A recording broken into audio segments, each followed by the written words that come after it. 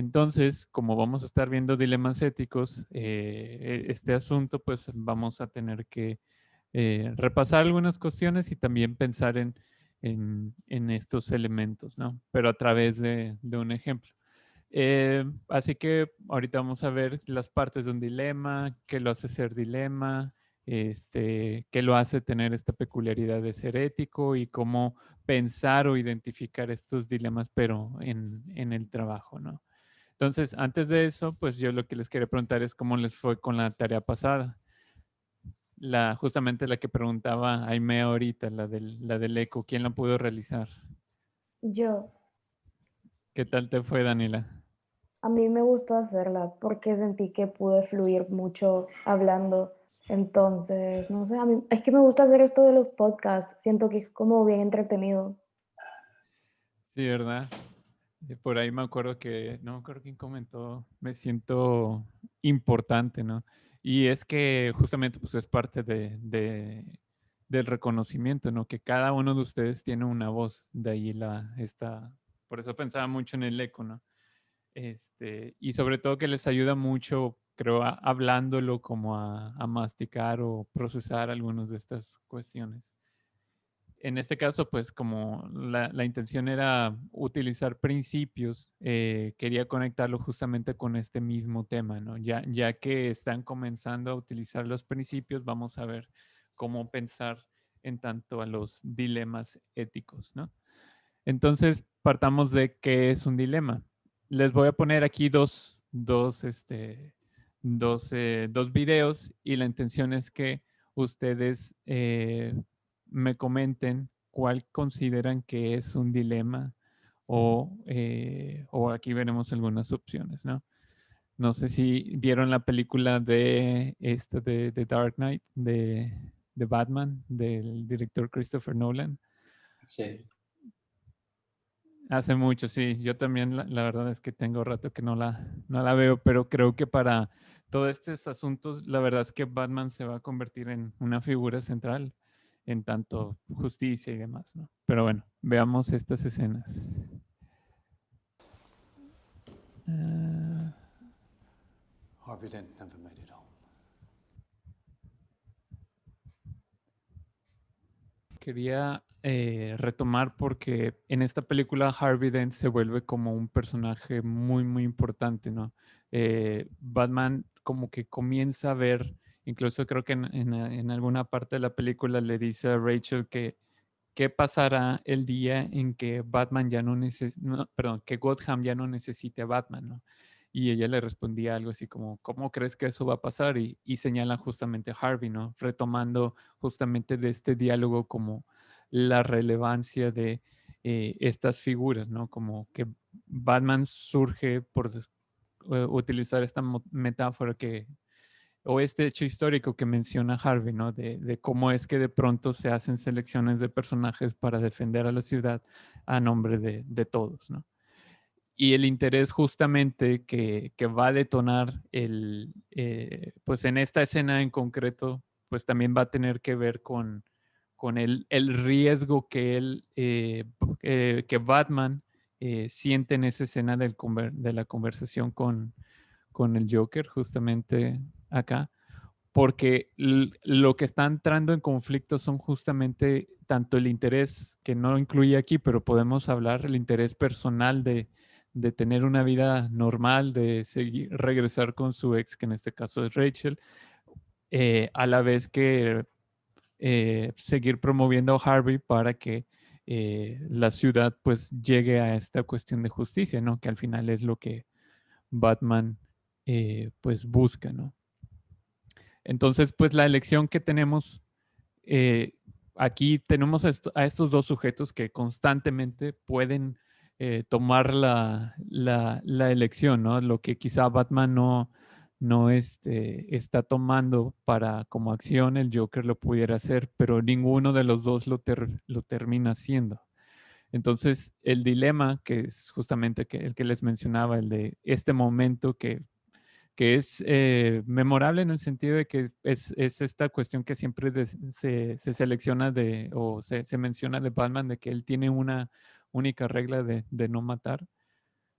pues es entonces lo que hace que la situación, al menos desde la perspectiva de Batman, sea tan compleja, ¿no? En estos fragmentos vamos a develar un poquito de a describir un poco de por qué es que tiene esta conducta, ¿no? Este supuesto código. Ay. Why doesn't Batman kill?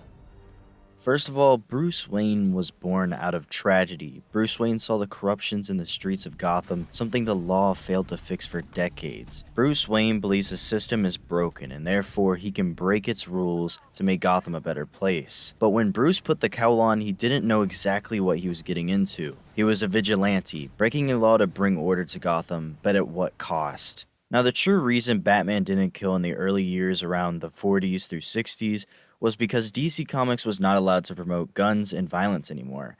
They had to make Batman a code or they couldn't continue to make the comics. But that actually turned into Batman's greatest plot point of all time.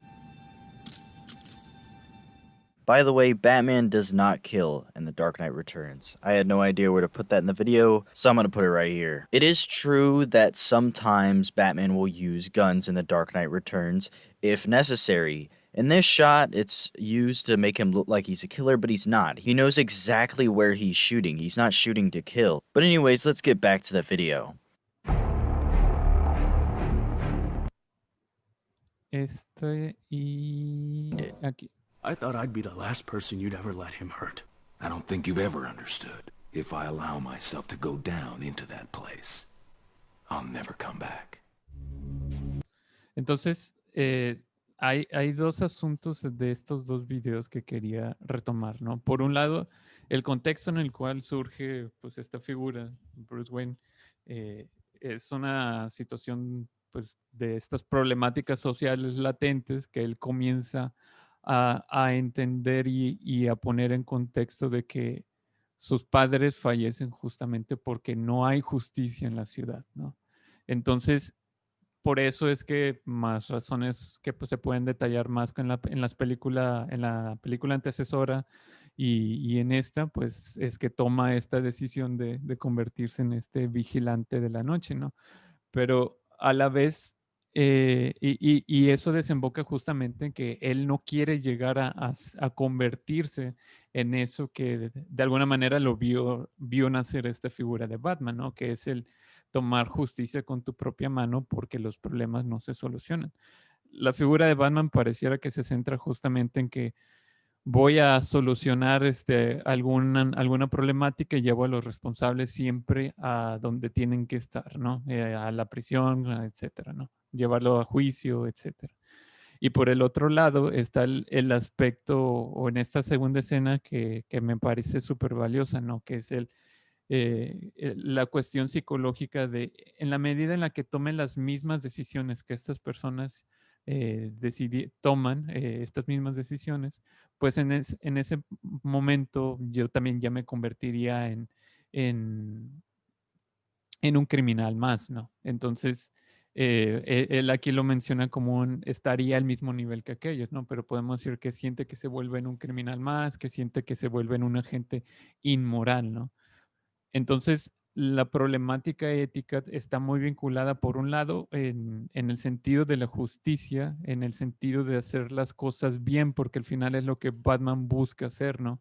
Cómo traer el bien a esta ciudad cuando tienes corrupción en el gobierno, cuando tienes estas problemáticas de pobreza, entre otras cuestiones, ¿no? Entonces, el aspecto ético está muy vinculado con estos dos principios que ya vimos, ¿no? De qué manera se vuelven un fundamento que impide a Batman a tomar esta decisión de hacer frente a esta figura que es la que está generando, pues, asesinatos, generando más injusticias, muertes, etcétera, ¿no? Pues es el principio que él observa de cómo hacer justicia, porque si lo vemos como lo mencionaba Astrid en algún momento, las consecuencias, pues sabemos que por un lado va a traer cierta paz, pero por el otro lado se va a convertir en un criminal. Entonces, esa es como parte de la situación, de lo dilemático en el sentido ético, ¿no? Entonces, ¿qué harían ustedes en esta escena en específico si fueran Batman? ¿Alguno tomaría alguna decisión distinta? Profe, mm, Ujú. yo pienso que al final es como este dilema constante de Batman, que por decir, de alguna manera también sus villanos lo completan, porque pues le siguen dando este sentido de justicia por el cual él se rige, porque, porque sí, obviamente él necesita no matar a estas personas para no sentirse igual, pero es también un poco conveniente ya que los golpes o herirlos, eso no entra dentro de su propio código. Y es como también alguien que golpea a alguien puede ser considerado un criminal o alguien que hace explosiones o disturbios públicos. Y es como que esta pequeña línea que lo mantiene en la cordura, al igual que ellos, que ese es como su mayor principio de que, ¿por qué Batman no mata al Joker? Porque si lo mata sería igual que él. Pero si, si no lo mata, hace que maten al amor de su vida, hace que miles de personas mueran y es como, a veces tenemos que tomar decisiones difíciles por el bien mayor y más cuando él está en una posición donde genuinamente puede hacer una diferencia. Y es como, tal vez sería más valiente incluso cargar con la culpa antes de quedarse un poco cómodo incluso. Definitivamente tienes mucha razón, Vanessa. Me quedé pensando también en el que lo podemos conectar con unos comentarios que nos hacía Nico hace rato, ¿no? Tú lo mencionabas como los golpes. Nico hablaba también en sentido de la tortura que pudiera hacer Batman, ¿no? Quizá tortura física, también tortura psicológica, que para él se vuelven estos medios para, pues, la finalidad que es distinta, ¿no? Es decir, justificaría esas acciones como diferentes en la medida en la que él no, pues, termina cometiendo esto que los otros sí, ¿no? Que es matar. Y me parece muy interesante eso que comentas en el sentido psicológico del personaje, ¿no? Justamente la cordura. Hay hay un cómic que es de los más recientes, si no me equivoco, el Killing Joke, que está un poco crudito, pero al final me causa un poco de gracia porque, pues, después de varias de estas escenas, fue ese mero, sí, muy bien, Vanessa. Esta escena donde el Joker le dice un chiste a Batman y ambos terminan riéndose, ¿no? Riéndose, pues ahora sí que auténticamente, ¿no? No es como que algo falso. Entonces es como uno de esos momentos que impactan muchísimo porque ambos pueden llegar a tener a llegar a un mismo nivel, ¿no? Creo que le agrega un poco más de complejidad en el sentido psicológico, como ya comentas, Vanessa, de qué tan cuerdos están ambos, ¿no? Después de tanta historia juntos. Sí, que realmente la tragedia es lo que a ambos los define, porque tristemente en estas películas no se ahonda tanto en el pasado del Joker, pero no sé, si a alguien le interesa saber uno de los cánones que existen de su pasado, es que él simplemente tuvo un mal día, un día tan terrible que lo hizo volverse así. Y es como lo fácil que se puede corromper la cordura de alguien cuando las cosas le salen mal. Digo, obviamente aquí está exagerado con propósitos narrativos para, pues porque es un cómic. Claro. Como Batman también, pues nadie se hace un superhéroe realmente en la vida real porque asesinaron a sus padres. Pero pues al final ellos no son tan diferentes porque ambos nacen de una tragedia. Y es como Sí. las dos vertientes que cualquier persona puede tomar cuando le pasa una tragedia, como no sé, si alguien fallece su padre, hay gente que, no sé, pierde el camino, se vuelve drogadicta y jamás se vuelve a encontrar de la tristeza. Hay gente que vive a través del recuerdo de ellos, que los quiere tener orgullosos y es como, tampoco podemos ser tan duros porque no conocemos los contextos, o sea, tal vez es por eso que siempre hay que ofrecer como esta ayuda antes que los golpes.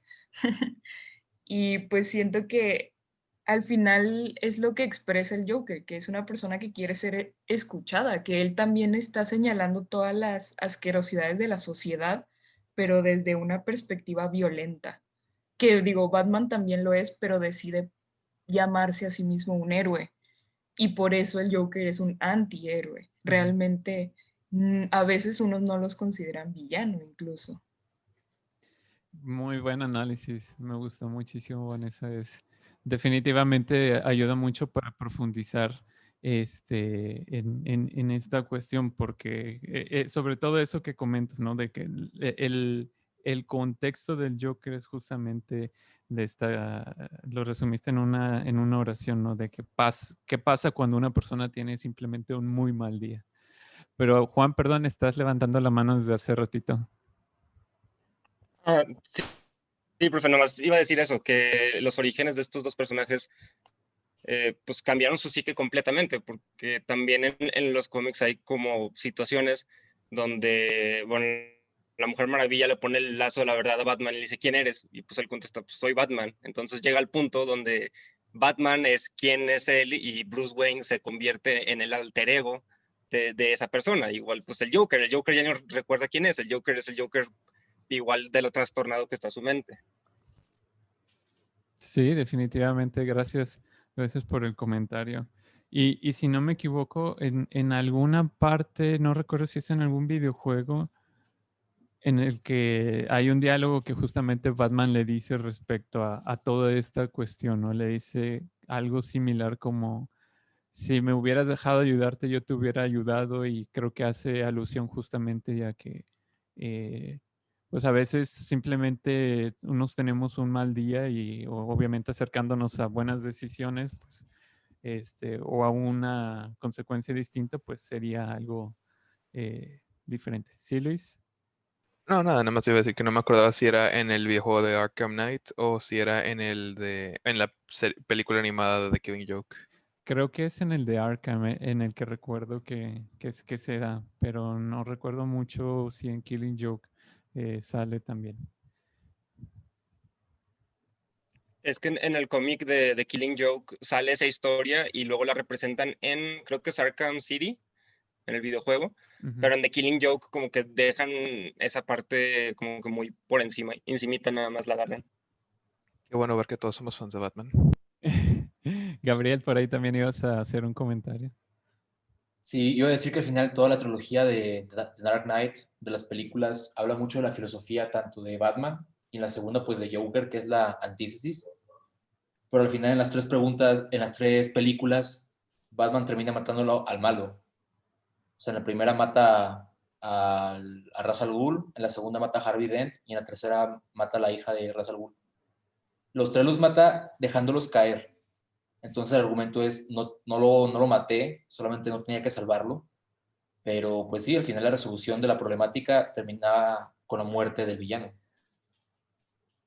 Sí, muy, muy interesante tu aporte, Gabriel. Ahí seguramente, por ejemplo, podríamos pensar que Batman estaba pensando en el principio de no maleficencia, ¿no? Buscar evitar el mal con una ausencia de acción. Y sería como un ejemplo, ahora sí que muy, muy concreto de este principio en acción. Algo estaba en esta película, en la segunda, al final, cuando está Harvey con Gordon y que llega también Batman, después del desenlace de la muerte de Harvey, hacen justamente alusión a esta cuestión del dilema, ¿no? de Batman, ¿no? De cómo es que me tengo que movilizar. La verdad es que a mí me gustan mucho todas estas series de Batman. No soy tan, quizá adoctrinado o mejor dicho, lector todavía, pero lo que siempre me ha gustado es que es de estas cómics que nos dan a ver cómo se manifiestan mucho los dilemas, ¿no? Y de una manera demasiado compleja, con personajes como el Joker, con personajes como Batman, con una ciudad tan caótica como es Gotham, que muchos después piensan que es como la Ciudad de México o Nueva York. O sea, podemos pensar en muchísimas ciudades que las pueden representar fácilmente, pero cómo es que surgen este tipo de dilemas, ¿no? Entonces, pues de esta cuestión, lo que quería justamente darles a ver es cómo es que podemos pensar un dilema ético, ¿no? Y regresando, eh, eh, regresando un poquito las partes, pues podemos nuevamente el analizar siempre quiénes están involucrados, los antecedentes, que en este caso es pensar en la ciudad, pensar en Batman, pensar en el Joker, después pensar a la vez conectar estos antecedentes con los intereses de los personajes que están en juego, después terminar en las elecciones, qué es lo que las determina, quién las determina, qué opciones hay, las consecuencias de que uno actúe y el otro no, etcétera. Describir el dilema y posteriormente culminar con lo que es la problemática ética, ¿no? Que es uno de los apartados que nos interesa ahorita. Entonces, esto es importante distinguirlo y creo que todos de alguna manera ya sabemos qué es, pero a veces nos faltan un poquito las palabras o no necesariamente. Creo que ustedes ya los he escuchado en varias veces como señalarlo, pero quería como quiera que lo dejáramos un poquito en claro, casi como una definición. Por un lado, un dilema ético en el sentido de que es dilemático, nos enfrenta a opciones, dos o más.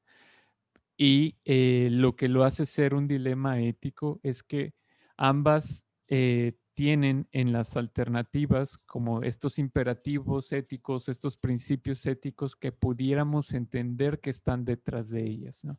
Entonces, lo que lo hace ser dilemático es justamente el decidir qué acción me va a acercar a algo mejor, ¿no? O cuál de estas acciones tiene el imperativo ético mejor, más bueno, sería la palabra idónea, respecto a la otra, ¿no? Y se vuelve dilemática porque no hay como, por decir, una medición cuantitativa de cuál es mejor o no. Y es justamente lo fructífero del diálogo, ¿no? De pensar todas las repercusiones que puede tener una situación y entonces de ahí tomar una decisión. Por eso en algún momento creo que les mencionaba que un dilema ético, tomes la decisión que tomes, nunca vas a dejar satisfecho a la gente, porque todos están pensando en todas las distintas posibilidades de resolución, pero eso no significa que una decisión no sea mejor que otra. También hay que pensar en las cuestiones de qué tan conectados estamos con cada una de las decisiones, a la vez que cada decisión puede alimentar ciertas creencias y cuando lo reducimos a creencias, pues es muy difícil entonces tomar decisiones, ¿no? La cuestión de un dilema ético, por eso es que hay que la invitación a través de la ética es pensarlos de forma racional, ¿no? Tratar de entender y entendernos en cómo funcionan los sistemas de creencias, cómo funcionan los imperativos éticos, los principios éticos y analizar a fondo cada una de las cuestiones, ¿no? Entonces, a ver, ¿cómo describirían entonces el dilema ético de Batman frente al Joker, pues?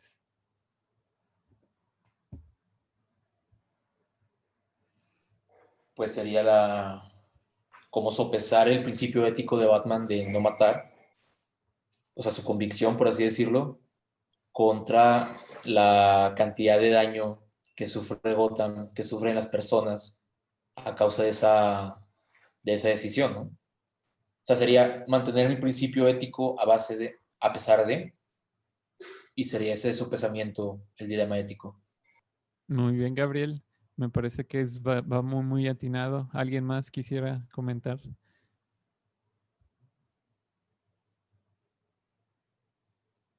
¿Todos están de acuerdo con la propuesta de Gabriel? Vale. Pues sí, creo que es muy atinada. Entonces, en lo que respecta al trabajo, cómo analizar los dilemas éticos, pues realmente les quería proporcionar que tratemos de trasladar este análisis que hicimos de ciertamente una ficción hacia todos estos asuntos que seguramente quienes ya trabajan se han enfrentado o han visto o han escuchado o han leído, porque pues estos están realmente en todos lados, pero es trasladar el ejercicio que hicimos ahorita de pensar cada una de las partes y entonces retomar justamente esta definición, ¿no? Para pensar en cuáles son los imperativos éticos que están presentes en las decisiones, ¿no? Y quizá aquí se me ocurre que también hay algo muy importante que se lo debo a Astrid, ¿no? Que mencionar toda la cuestión de las consecuencias también es muy importante incorporarlas a nuestras, pues sí, a nuestro análisis de lo que es un dilema ético. Entonces, para concluir, ¿a alguien se le ocurre un dilema ético laboral, que pudiera incorporar estas cuestiones o que ya vaya viendo cómo analizarlo? Incluso pueden pensar por ejemplo, en las temáticas que están desarrollando ahorita en la fase del ensayo. Pues con los principios de la pandemia puede ser con todos los despidos que hubo. O sea, a lo mejor el jefe de una pequeña empresa dice, ¿sabes qué? Tengo 10 empleados, todos padres o madres de familia, y por la situación voy a tener que despedir a 4 y dejar a 4 familias sin sustento para que las otras 6 puedan seguir trabajando. Sí, aquí elaboraste un poquito, perdón Jesús, que te interrumpo aquí rapidito nada más. Elaboraste de estos apartados de los antecedentes. Se puede leer implícitamente los intereses. Se habla también de la elección y algunos de los actores. Como ya hemos platicado de este ejemplo, podríamos incorporar también a otros que pueden tener repercusiones. Por ejemplo, el gobierno, ¿no? Quizá también hablar un poco de las personas sobre las cuales va a tener esta consecuencia de la misma decisión, ¿no? Pero mencionaste también el dilema, ¿no? Entonces, creo que es un buen ejemplo. Jesús, perdón, ahora sí. Disculpa que te interrumpiera. No, no hay problema. Es que nomás quería dar otro ejemplo ahí, pues, de lo laboral. Un dilema ético puede ser el sobrecontratar a gente con antecedentes, pues, penales, que Ujú. muchos lo tienen como que prohibido, pero pues hay veces que no, o sea, no sé, como que no siempre siento que tiene que ser una razón primordial. Puedes investigar un poco más. ¿Y qué personas dirías tú que están involucradas en esta cuestión? Pues puede ser, o sea, siempre al principio no sabes por lo que la gente puede pasar, gente con poco ingreso que esté sufriendo mucho en ese momento, puede ser cualquier cosa, así como hambre, falta de dinero para medicinas y que tienen que, pues, no que tienen que, pero eligen el camino fácil y a una temprana edad, no sé, 18 años o algo así, roban algo porque no quieren tener un poco más de dinero y eso los deja marcados como para toda la vida, luego que ya quieren como que empezar a salir adelante. Ahorita mientras estabas hablando estaba moviendo aquí el cursor, no aleatoriamente, ¿no? Sino justamente para señalar de qué manera estabas articulando, por un lado, los actores. Al principio estabas hablando mucho de los antecedentes. Después, cuando te hice la pregunta, fuiste a los actores y comenzaste a hablar sobre los intereses y cómo es que estos mismos intereses se conectan con ciertos antecedentes, ¿no? Me parece que la lección la mencionaste también al principio y de alguna manera el dilema se puede leer implícitamente, ¿no? Pero este ejercicio lo traigo más que nada porque lo que quiero es que cada vez más vayamos viéndolo como si fuera una maquinaria, el cómo analizar un dilema, ¿no? Entonces, de forma más organizada y más estructurada para que les sirva no solamente para la actividad que van a desarrollar más adelante, sino también para que ustedes vean de qué manera tener diálogos fructíferos, no solamente de dilemas laborales en el trabajo, ¿no? Sino también para que puedan discutir en mercado libre de pronto, ¿no? Con sus compañeros. De pronto me acerco a ver y se ponen buenos los intercambios. Pero bueno, chicos, no sé si alguien más quiera dar otro ejemplo.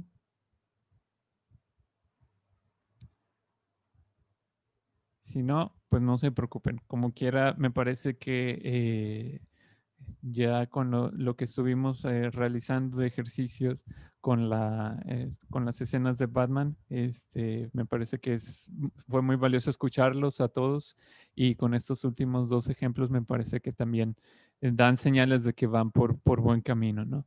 Entonces, para concluir la clase, solamente les recuerdo que quienes quedaron pendientes de realizar el eco lo pueden hacer sin ningún problema. Pueden realizarlo hoy, mañana, durante la semana. Solo tómenlo en cuenta, no se les vaya a pasar, por favor. Que les voy a poner una fecha límite, más que nada simbólica, para que no se les vaya a pasar, ¿no? Y por último, pues bueno, nos vemos la siguiente clase, ¿no? Vamos a estar viendo unos nuevos conceptos y los vamos a poner también en práctica. Mario, perdón. Sí, maestro, me gustó mucho la clase de hoy, estuvo muy, muy interesante y me gustó mucho cómo relacionamos todo con Batman. Estuvo padre. Ya, qué bueno que te gustó, Mario, y espero que sea el mismo caso para todos, ¿no? Pues sí, la intención es dejar por un lado estos aspectos que parecen a veces inertes, sin vida, aburridos, y tratar de ver que realmente están en todos lados, ¿no? En el mundo ficcional como en la vida real. Pero bueno, chicos, muchas gracias a todos por asistir. Cuídense mucho y nos estamos viendo en la siguiente clase. Gracias, Gracias, profe. profe. Muchas gracias. Profe, Muchas nos gracias, vemos. profe. Hasta Gracias, luego. profe. De nada. Nos Gracias. vemos. Profe, ¿no se me puede quedar un par de Sí. minutos con usted?